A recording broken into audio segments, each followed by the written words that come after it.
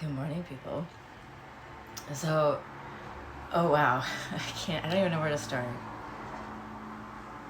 I think I want to start with something that has become very clear to me because, and I think it's something I've always known. Ugh, I'm actually really hot this morning. Okay, so I've been having a lot of interesting visions come to me while I'm meditating. And it started with me looking into my Native American background and seeking some traditional healing along with my culturally appropriate psychotherapy that was decolonized in nature and encouraged me to seek out my spiritual intuition. And one of the first experiences I ever had after doing cedar baths, directed by an elder, was I was being bathed, cleansed, healed with what at the time I felt were my ancestors. I'm got a greater understanding of that now, whereas it's not so much that they're my ancestors, that some of them really were me in parallel realities, and some of them really were my grandmother in parallel realities. Or it's hard to explain, but I want you to think about, have you ever seen those diagrams, or those, like, where they cut the cadavers up and they put them into like the slices, and you can like open them up and you can see like all the slices of the people inside? It's kind of like, imagine if your essence, if you could be sliced, okay? And there is an overseer of you, right? Like your higher self. Bashar talks about overseers. So basically, you have the ultimate overseer of you, your higher self, the part of you that's still with Source. But then you have all these other parts of you. There's a part of you that's still 10 years old, back in that 10-year-old time. There's a part of you that's a grandmother in wherever she is right now. You haven't even got there yet, right? In this lifetime, on this weird system, in this weird reality. I'm not sure if I'm explaining this accurately, or in a way you guys can understand, but time is not linear. Okay? All realities are existing right now. I am still somewhere in the woods by myself, alone, wishing someone would save me. I am still somewhere in Egypt, dancing. And I am still somewhere on my old native lands, crying for my children who have been stolen and left dead, beaten, raped in the bush. By the way, that was an extremely powerful experience yesterday. One of my, I don't know if it's me or my grandmother, that hasn't come clear yet, but in their reality right now, what is occurring is what we would call basically the genocide of what happened when white man first came, if you want to think about it in a linear time frame. And the amount of pain that this chief, this female, she's a chief, but she's a female, okay, because that did happen in some matriarchal cultures, believe it or not. White people. And she's got red painted on her face, and she has quite the headdress. She's not just the chief, but she's also the mother of her people. And the pain, these people are coming in and they're taking, I'm not going to cry, but it's intense, okay? You cannot imagine what it's like to feel responsible for your people and knowing that your only option is to run and hide, when that is not who you are on the inside, but you're outnumbered. They have weapons that can kill you with one shot, and they come in with more power and more people than you have, and they take your children, girls and boys. They rape them, they beat them, they leave them dying in the woods, they trade them like cattle. They take women, they take wives, they take daughters, they take sons, they even take young men. If you're caught alone in the woods, say on your spiritual awakening or your journey at the time,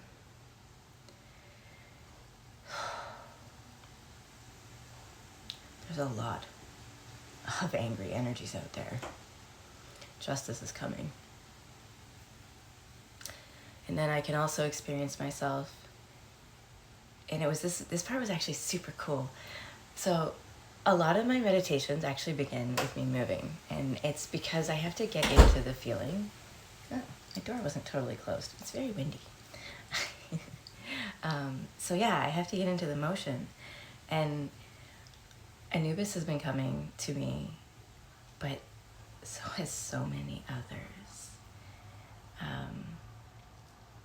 It's been amazing. But last night, I literally was dancing with Kali, and I realized Kali was trying to show me something, because I am all of me, and the times where I can feel myself really, it's like an energy inside of me where it's like, oh, it's like pump, pump, pump, pump, pump, pump, pump, pump, but it's like so fast. It's because there's many of me at that exact moment communing together, and many of me communing with the higher self at the same time. And when we start to dance as one, I can literally see our bodies merge, but our arms stay separate, like Kali, like Durga. Before she turns into Kali, you can be calm and at peace, but when Kali comes out, when all of your power comes together for a purpose, oh baby. And then I could see all of these me's, they're me's, and we were coming together, and there was this, I can't decide if it's a pool or a metal disc, because we haven't quite reached it yet. We're on our way there. We haven't quite reached it yet. But it's a big circle, okay? And we're all coming towards it. And once we get there, we're all going to be able to be together, and I will be able to commune with all of me at once. All of me that's currently existing. In some realities, I don't think I exist anymore. In some realities, I think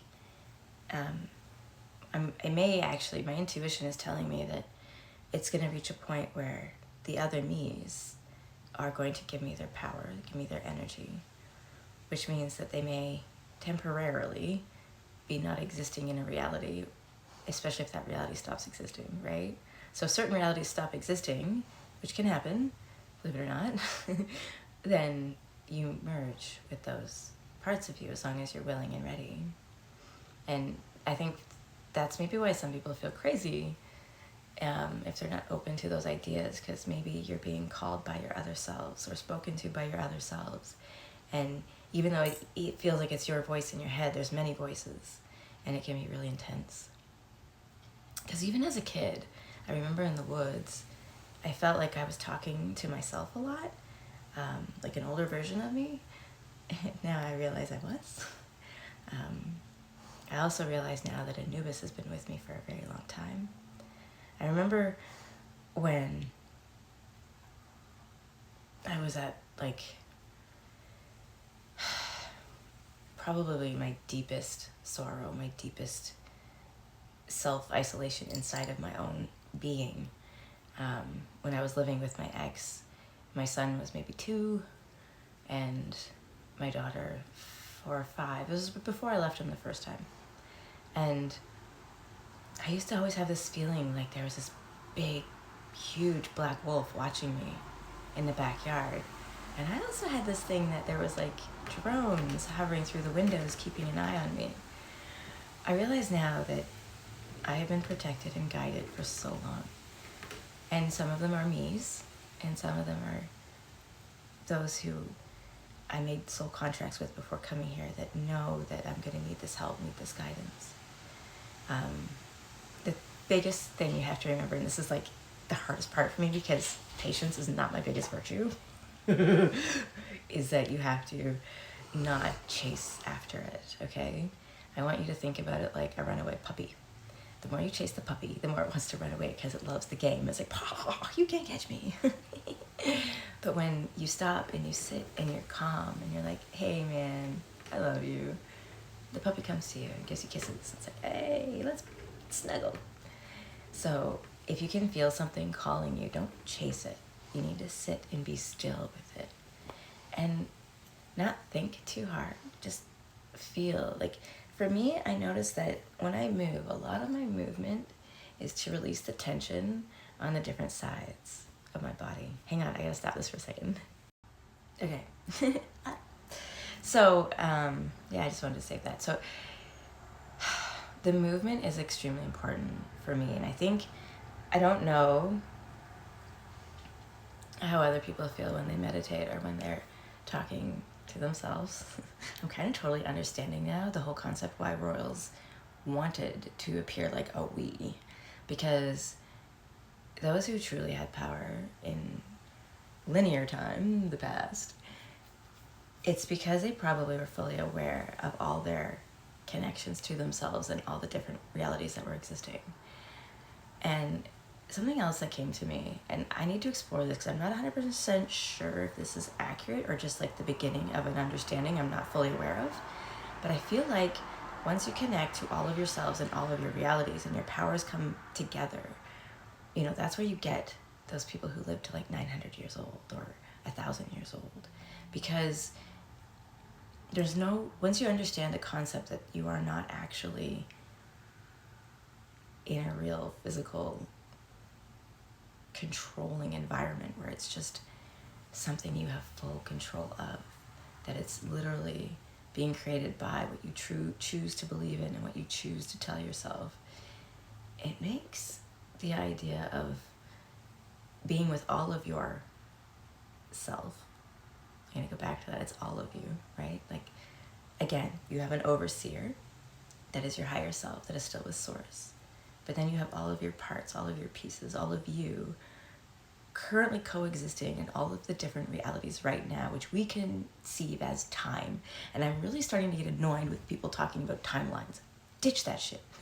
It totally ruins it, because it's not a timeline, it's not linear. I'm not in the past, I'm not in the future, I'm now. And all of me is now. And I can tell that there's me's out in the other realities that already have this awareness, they already have this understanding. And they all knew I had to go through some pretty deep suffering in order to be able to do what's coming next. Because in a lot of my realities, the person I was meant to be with, we either had to sacrifice each other, or one of us would end up passing away before the other one in order to keep people safe, or to stand up for what was right. Or in some cases, because we already knew that there was a war coming in a way that needed us to be prepared. So we would give our power up in that reality, in that moment, to give the power to the other versions of us in the other realities. And I think a lot of the pain and the suffering of not being able to be with my person is finally coming to an end. So that's exciting. And I feel really honored and special that it's this version of me that gets to have that happy ending. Because I will share it with all of me's. They will get to feel what I feel. They'll get to see what I see. And that's why we know it was okay to do the things we had to do. There was a time when I didn't understand the concept of time and that it really wasn't real. And then I would have told you that when once upon a time I lived in Egypt. Whereas now I want to tell you the me that is in Egypt right now, that is preparing to sacrifice so much with many other women, but that are with her. We are all going to dance together one time. It's going to be a merging of selves, even if it's just for an instance. Realities are going to come together, and there's going to be power beyond belief. This world needs to start seeing things. And it's going to be fascinating, I think, to see what comes next. Because not only have I been seeing Anubis and other interesting beings from different places, they're showing me the way. They're like literally standing on the sides of me while this, almost like a portal is opening up. And it's like super fast. Like the downloads I've been getting, and it's been pretty freaking continuous, especially since I quit my anxiety meds. By the way, that shit really hampers your input. Like, seriously. Huge. So anyways, I'm not saying quit your anxiety meds, okay? Go talk to your doctor. That's not what I'm saying. I'm just saying, yeah, there's a healing journey on all levels, okay? Your meaty flesh sac has to heal. Everything has to heal. Don't skip the steps, okay? So if you're still healing trauma through the body, you take into consideration that you still need to balance out the chemical neurons in your brain and all of that good stuff. Nothing wrong with that. Okay? So, not telling anyone to quit their drugs. Just caveat there. Anyways, but I am saying that I have been becoming a lot more connected with myself. I even caught myself saying we the other day. Because it is we. And I'm starting to understand why certain things are so important to me and why I never really felt like I was fully in this reality, because I think I've always been connected to all the realities. And sometimes, you know, especially at night when I'm dreaming or getting close to bedtime, I'm like, I can experience a lot of them at the same time. It's really interesting. It's really interesting. I think my favorite one was the one where my father came and picked me up on a motorcycle, and I was at a flower shop, and he took me for a ride. Because in this current reality, I don't have that relationship with my father. So I love that one. Yeah. So I want you guys to really consider, if you're on a spiritual journey, that you literally have all of you in all of the current realities. Skip the time, okay? Because there's even a you that's still 10 somewhere in that reality, okay? That none of it stops. It's all there. And I want you guys to try to grasp the concept. If you just think about it for a bit, maybe meditate on it, that your past selves aren't in the past. They aren't dead. They aren't gone. You're not talking to dead people. You're talking to yourself in a different reality. Okay? It's like, I know they do the thing where you switch the channels on the TV, but for me, the thing that came to my mind was, who likes Twizzlers, right? Like licorice. And you know, the strings are kind of like a helix almost like DNA, and they're wrapped up the, right? And you can peel them all back.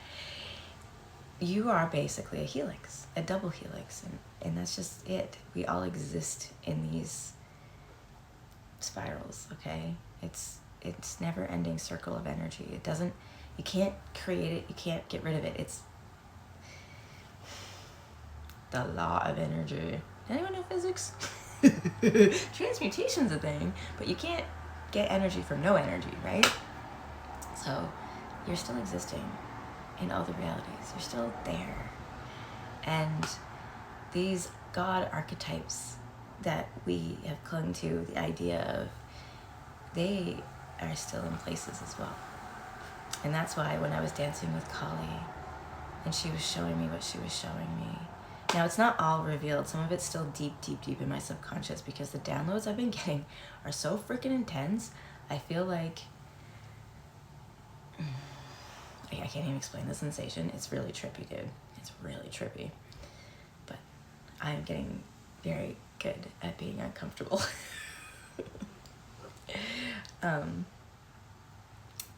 Yeah, so I want you guys to really explore that idea that time is not linear, and you can talk to all of you, and your overseer, your higher self, can help bring you guys together, okay? And the other thing is a health tip. During this time of change, really quickly before my time runs out, I really want you guys to focus on healthy fats, your aminos, maybe even go and purchase some amino acid complexes to feed the proteins and DNA being activated in your brain. Healthy fats, go for it. If you're a vegan, go for your chai, go for your flax, go for your nuts, coconut, everything you can think of that's a healthy fat, do that. And if you're a meat eater, you know what I mean. I'm sure you understand that there's good and bad fats, okay? So be careful on what you consume too much of. Antioxidants are great too. And rest and a lot of water and electrolytes, because your DNA is changing and it's gonna feel trippy. Anyways, love you guys. And I hope this is helping someone put the pieces together. Bye, guys.